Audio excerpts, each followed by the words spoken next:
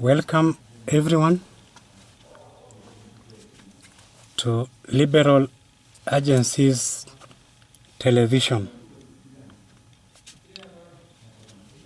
I hope this video finds you well in your location across the globe.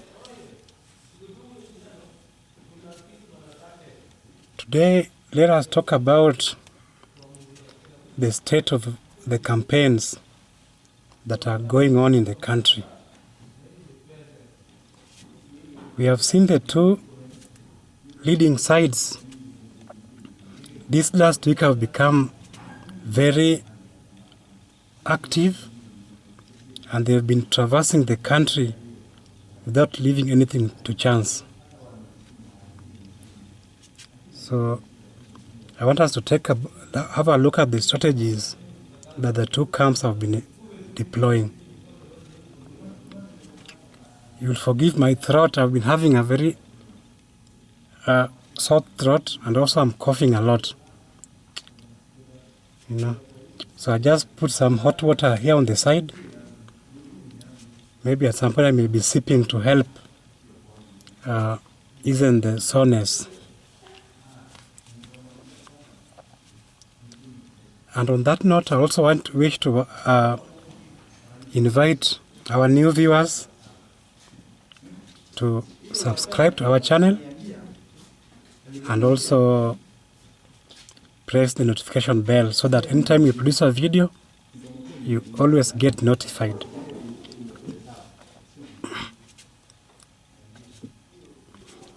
Well, in the country right now, we already can see very well that we have only two major opposing sides. One side led by the Deputy President, the UDA side. Another side led by the Prime Minister, Honorable Raila Odinga. These are the two opposing sides that are going to produce the president of this republic. Yeah, that's how it's going to happen. The next president of this country, come August 9th, is going to be either the Honorable William Samoei Ruto or Honorable Raila Odinga. One of them. The others will just maybe escort them to the ballot.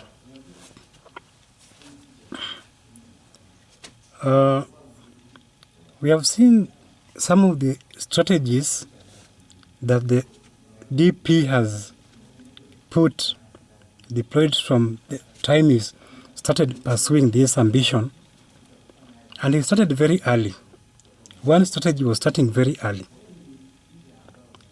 And it was so early that even the other election he managed to plant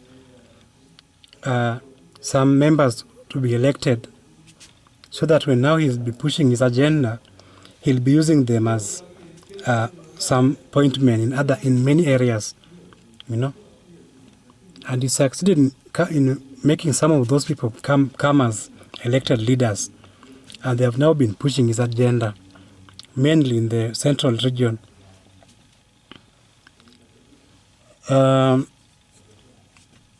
After planting those people now, after the elections,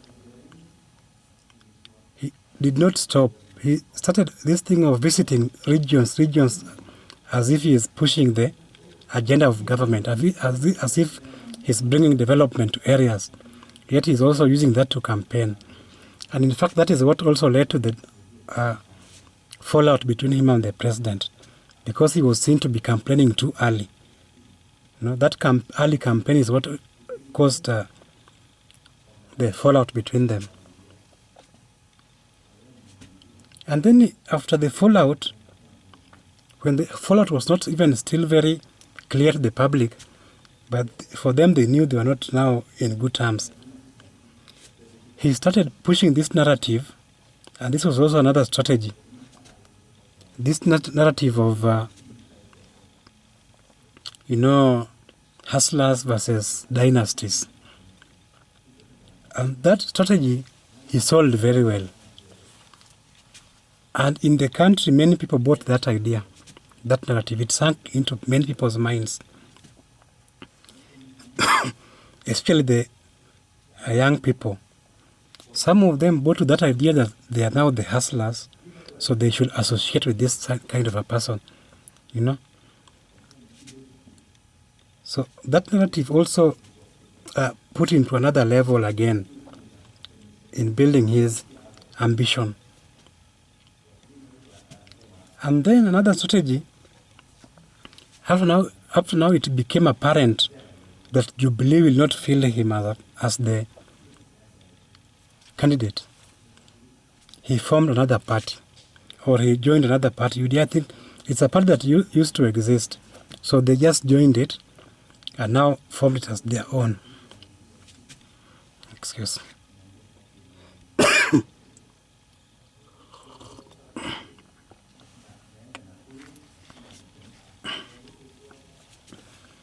Thank you. After now forming that UDA as a party, he was also very clever. He did not want it to look like the party was a Kalenjin party. So he asked his Kalenjin supporters or elected members to take the back seat. And he took now the people from Central to the front line so that the party can be sold now as a central party, Central Kenya Party. And he did very well, because even when there were by elections in those areas, that party was a hot cake. It was a hot ticket, and they were winning with it. You know? So that one also is a strategy that has worked for him. It's only now that we are going to election that other things are now coming up that may challenge that narrative. But for the longest time, UDA has been seen as a Central Kenya party. And then there's also this thing that many people don't know, and it's a strategy that the deputy president had employed. He's been speaking to governors who are in office, especially the second-term governors, so that when their term ends, they can join him and they work together. Like, for example, the Honorable Governor of Paranya. This is somebody that the deputy president had already spoken to, and in fact, they had already almost reached a deal. Many people don't know. Even in the coast, Honorable Kingi, you know. For Honorable Oparanya, he even told him to declare his candidature for the president in ODM, so that now when the nominations for ODM presidential race will be announced, if he happens to lose maybe to the Honorable Prime Minister, he can leave now as if he has been shortchanged and join the other side. And the Honorable Oparanya only left that idea because he now saw that the bid that the Honorable Raila Odinga was putting was also going to be a strong one. So he felt that, let me just remain on this side. Even this recent agreement between the deputy and Musalia Mudavadi, it did not start recently. This was a strategy that started a long time. These guys started talking long time.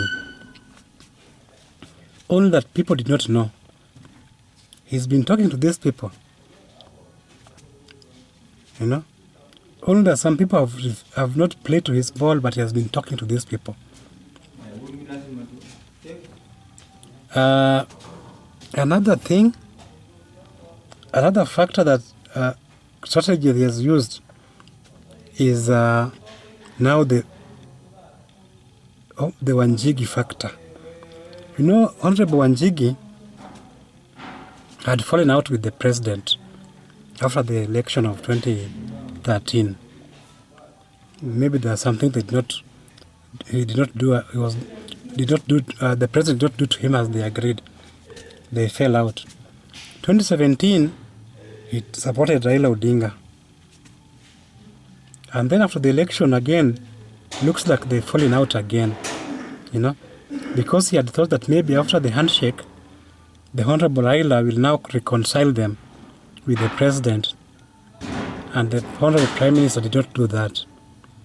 So he's also bitter on that aspect, and they have now again fallen out with Honorable Raila Odinga. That's why you see when he's arrested by the police, he can easily now accuse the Honorable Raila Odinga, you know, that it's a political thing, that Raila Odinga is the one who has now made him be arrested. So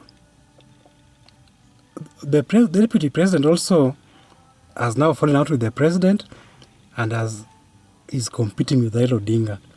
So these two enemies of Wanjigi are also the two opponents of Ruto. So you know, my enemies are your if my enemies are your enemies, we can be friends now. So Wanjigi and Ruto have now found that they can now be friends, so that they can collectively beat those two people, you know. So Wanjigi is also working for Ruto. Something that I want also to make it clear for people to know right today now. Wanjigi is pushing the agenda of the deputy president. And it has come out very clearly now that Musalia has now entered the coalition with UDA. You see the very same tactics that the deputy president used to capture Mudavadi by sending people like Sakaja, sending people like Malala. Now he has now sent Wanjigi to go and bring Kalonzo to him. You know, the main agenda that the Honorable Wanjigi has in OKA now that he's trying to enter is to deliver Kalonzo to UDA. That's why you see that everywhere that Kalonzo goes, you will find Jim Wanjigi there. Everywhere that Kalonzo goes, even now they've brought him so close that even when they're having principals meetings, Wanjigi is among them now as a principal. He wants to enter as a principal. In fact, he's also nowadays even attending those meetings. But he's always spying for the deputy president so that he can win Kalonzo to that side. And if the worst comes to the worst that he cannot deliver him, they may just now say that now you should go to the ballot. That's the last option. When he can't join them, they can sponsor him. That now we are going to sponsor you, go to the wire, run up to the last minute, so that he can take all the Kamba region votes to deny Azimio those votes. Because, you know, Kamba region votes, it's a block. It's not like Western side. You know, for Western, you can say it's never a block. People can just scramble for them. You know, somebody will get this one, somebody will get this one. But for the Kambani vote, it's usually a block. Forget this thing of the governors, 3 governors supporting Azimio. You know, in fact, out of the 3 governors, only somebody like Honorable Charity Ngilu is the one who has some little clout. But these other 2, Kivuta and the Machakos governor, they may not even produce anything. If Kalonzo vies, he will take all those Kamba votes, and that will really have an effect on the Azimio results. So those are the strategies that the deputy president has put in place. You know, let's see some of the strategies that the Honorable Raila has put in place. Raila also started campaigning early, or let's say he started strategizing early. You see, even the handshake itself was a strategy in the elections that were coming in 2022. You know, it was a strategy. After the handshake, you see now they crafted the BBI thing with the Uhuru Kenyatta, the president. That was after now they have seen that Ruto was campaigning for the presidency too early. And now the president fell out with him. So they started saying that now that you have supported me and my deputy is now again going out to start campaigning right now, what can we do to cut him to size? Let's do something that can keep us also on the limelight. Now they came up with the BBI thing. If BBI had gone up to the last level that was expected, that is the referendum. The referendum was now supposed to propel, the BBI team to another level now. When you have just won a referendum and the election are just next year, it puts in a level that now you are above, You are in a certain momentum now to go and win the election. So it was a strategy that was also put there by the president and the former prime minister. And then the OKA people, when they left NASA, putting them at that coalition of OKA was a strategy by the president and the former prime minister. They thought, these guys, let's just keep them there, keep them busy there as if they are working, but when the right time comes, we'll make them fall in place, the right place they are supposed to be. And they assumed that these guys will just join them simply like that. But I think they've started to see that it's not working because, you see, Mudavadi has gone. And also now Weta has gone. And if they are not going to work quickly, you see what Wanjigi is doing with the Kalonzo. He may just deliver Kalonzo to Ruto again. And if that happens, the Raila side will suffer a big deal because the perception now in people's minds will be that people are running away from Raila Odinga. Now he's becoming alone. And the perception will become now that it is the deputy president who is now winning the support of more people. He's the one who is now getting people.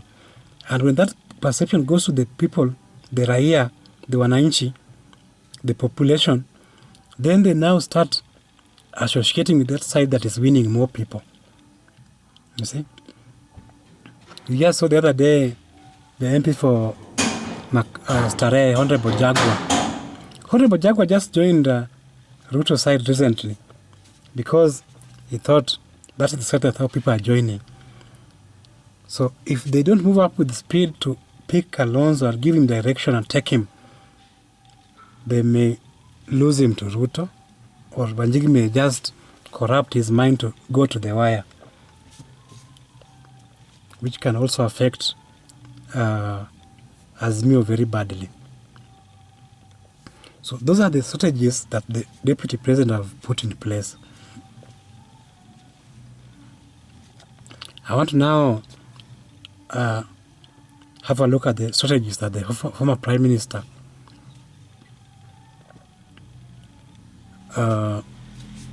had put in place. Okay, we have already said about the BBI. We have now said about the OKA, assume that OKA will join them. We already said about the handshake. Another one, to add to that, President Uhuru Kenyatta also has helped the former prime minister to win the support of governors also, across the country. And that strategy has also helped the prime minister because, you see, when you have people like a governor supporting you in a region, when you are going to campaign in that area, you don't even spend. You will find that the governor in that area has already prepared everything, all the logistics, for you just have to come and address the people, And you can address many rallies as much as possible, because you come if you go to one county, you find that they've already arranged for you 3-4 rallies. And then the other governor is also calling you, I've arranged for you 3-4 rallies here. And then another one. That's what has helped the former Prime Minister to be visible all the time everywhere. And he's not even spending. You know? So, having said that, if you weigh them out, those strategies of the deputy and the Prime Minister, you will find that the DP's strategies are a bit high. He's more organized, and is most likely the one who may capture the perception of the population to follow him. The only thing that now should happen to boost the side of Azimio is now that the president now should come out. He should come out clearly and now also campaign for Azimio, especially in the larger Mount Kenya region. You know, he had said earlier, this thing of yangu kumi, yako kumi, that thing is still selling in the region.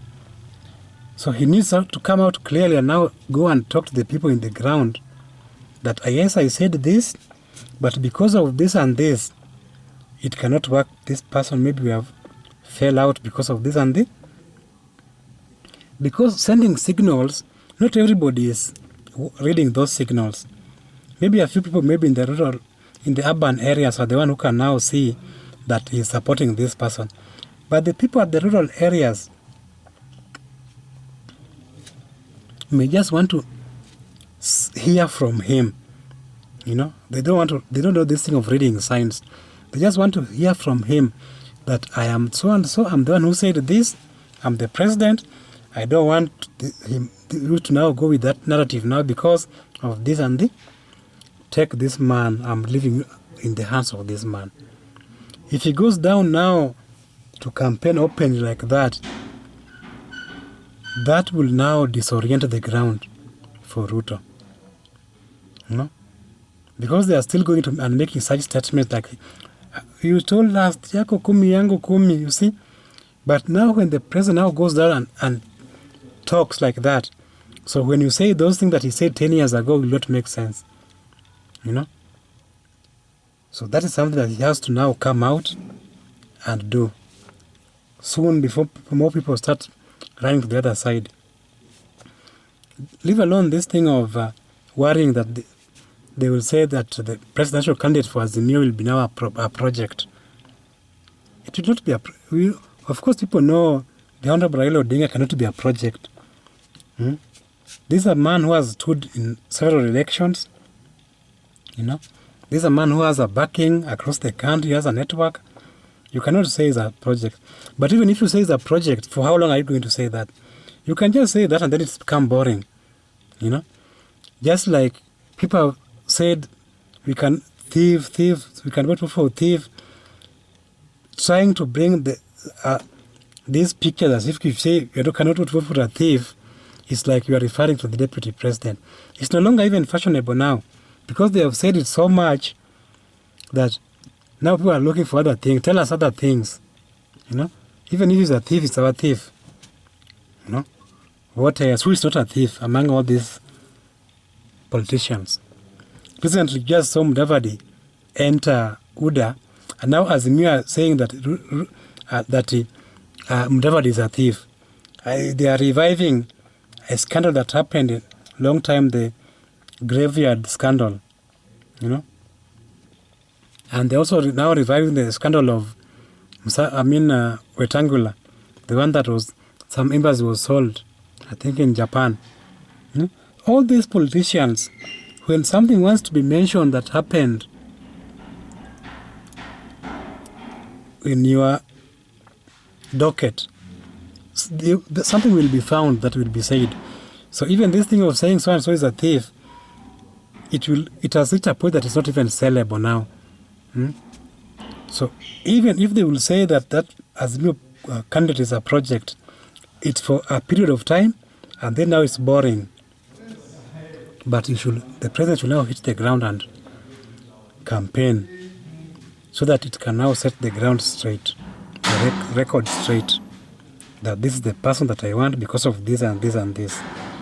And that is going to give us a clear direction to his supporters. I just want to conclude now because my throat is really very rough. I've not been feeling well for the last, like today, the whole of the day. But I just had to now come and speak to the people a bit. Or to conclude now, one thing that the Azimio side is lacking is somebody to spread propaganda. You know, propaganda is usually also a tool that, if used very well, you know, usually tarnishes the other camp's gains. When they gain something, you say something to pull them down. Propaganda, you know, propaganda are not necessarily things that are true. They're just things that you just throw. And so it requires somebody who is eloquent, somebody who is fearless. You just create something and you say it. You know, some people will just buy what you are saying. But on the side of Azimio, I don't quite see the person who is good at this thing. You know, the way the late Kalembe Ndile used to do such propagandas, God rest his soul in peace. We need somebody who can come now and where people are in a rally is giving a chance to spread propaganda. And he speaks fearlessly, recklessly, eloquently, lies, you know. On the side of the deputy president, he has people like that who can come out and just say things without thinking, so long as they are tarnishing the other side's name. These guys at Azimio should also identify a few people, you know, who can come and play that role of a propagandist, to also try and match the other side of the deputy president. Well, the days now that we are headed, a lot that is going to happen are going to still be very interesting. We haven't seen anything yet. So let's just stay tuned. The political space, we are now headed still to a lot of dramas as we near the general election. Let me end there. Until we meet again in the next video, I just wish to ask you to subscribe to our video, to our channel, and also keep supporting us. Thank you. Thank you. Thank you. God's protection.